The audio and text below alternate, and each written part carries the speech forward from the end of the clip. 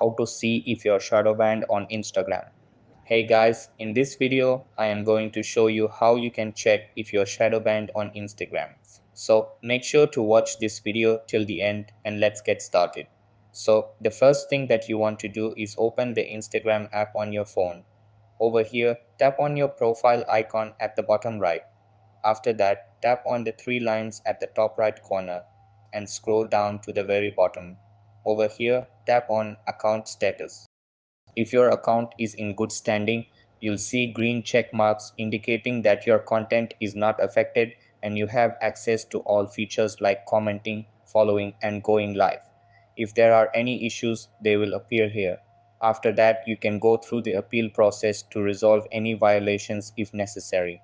Then wait for Instagram to reevaluate your content. So that's how you can check if you're shadow banned on Instagram.